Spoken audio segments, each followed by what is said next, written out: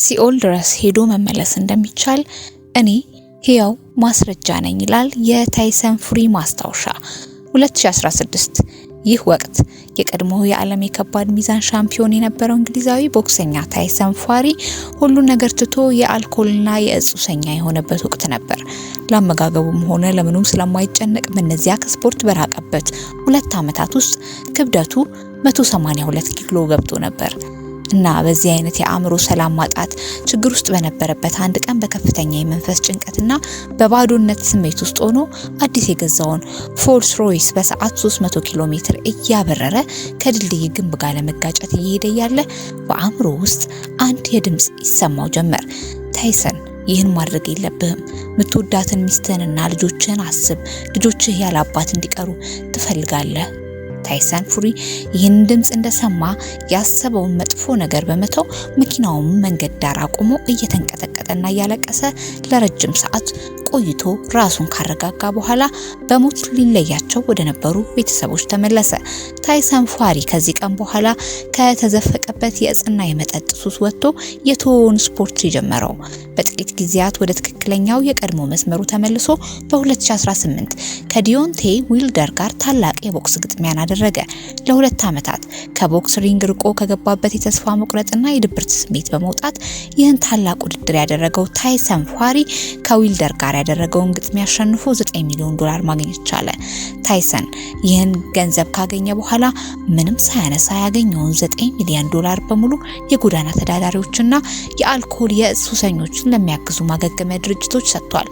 ለሰዎች መልካም በማድረግ የሚያምነው ታይሰን ብዙ ጊዜ የቅንጦት ልብሶችን ለምን እንደማይለብስ ተጠይቆ ሲመልስ አንድ ሱፍ $5000 አውጥቼ ከምገዛ $100 ገዝቼ የቀረውን ለችግረኛ ብሰጥ ይሻለኛል የሚል ሰው ነው። ታይሰን ፉሪ ከነበረበት የጭንቀትና ራስን የመጥራት ችግር ከወጣ በኋላ ያለፈበትን የህይወት መንገድ ያጋጠመውን ውጣ ውረድ በህይወት ያሳለፋቸውን አስቸጋሪ ጊዜያትና ከተሞክሮ በመነሳት እነዛን ችግሮችና ክፉ ቀናት እንዴት እንዳለፈ የሚያሳይ ቢሃይንድ ዘ ማስክ የተባለ መጽሐፍ አሳትሟል። በዚህ መጽሐፍ ላይ በፈጣሪ ገዛ በጸሎት ኃይል ከነበረበት ጭንቀትና ሱስ ተላቆ ወደ ስፖርት ልምምድ ከተመለሰ በኋላ በመጀመሪያ ላይ ለ30 ሰከንድ እንኳን መሮጥ አቅቶት እንደነበር አስታውሶ ይህን በተመለከተ ሲመክር በአንድ ቀን ተነስተህ ዓለምን ለመለወጥ አትሞክር። ዛሬ ማድረግ የምትችለው ብቸኛ ነገር አልጋህን ማንጠፍ ከሆነ ያንን አርግና እንደ ትልቅ ድል ቁጠረው። ነገ ደግሞ 5 ደቂቃ ተራመድ። ተስፋ መቁረጥ የሚሸነፈው በረጅም ጉዞ ሳይሆን በእለታዊ ትናንሽ እርምጃዎች ነው በማለት ይመክራል። ታይሰን ፉሪ በዚህ መጽሐፍ በርካታ ቁም ነገሮችን የሚያነሳ ሲሆን ራስን ማሸነፍ በተመለከተ እንዲህ ይላል። በቦክስ ሪንግ ውስጥ ከታላላቅ ቦክሰኞች ጋር መጋጠም ለኔ ቀላል ነው፣ ምክንያቱም ተጋጣሚና ያዋለው ትልቁ ፍልሚያ በጭንቅላት ውስጥ ካለውና ማየት ከማትችለው ጠላት ጋር የሚደረገው ፍልሚያ ነው። አእምሮ ምርጥ ጓደኛ ወይም ደግሞ የከፋ ጠላት ሊሆን ይችላል። እኔ በወቅቱ ሁሉም ነገር እያለኝ ግን ምንም እንደሌለኝ ይሰማኝ ነበር።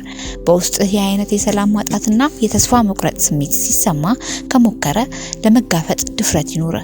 ውስጥህን ካሸነፍከው ውጫዊ ዓለም ለአንተ ቀላል ይሆንልሃል። ለዚህ ደግሞ እኔ ምስክር ነኝ። እኔ ከጥፋት አፋፍ ተመልሼ መምጣት ከቻልኩ ሌላው የማይችልበት ምክንያት የለም። ሲኦል ድረስ ሄዶ መመለስ እንደሚቻል እኔ ሕያው ማስረጃ ነኝ። ይህን ስል እኔ ሱፐር ሂሮ ሆኜ አይደለም ተስፋ አልቆርጥም ብሎ አሻፈረኝ ያለ ተራ ሰው እንጂ። ስለዚህ አንተ መታገልህን መቀጠል አለብህ።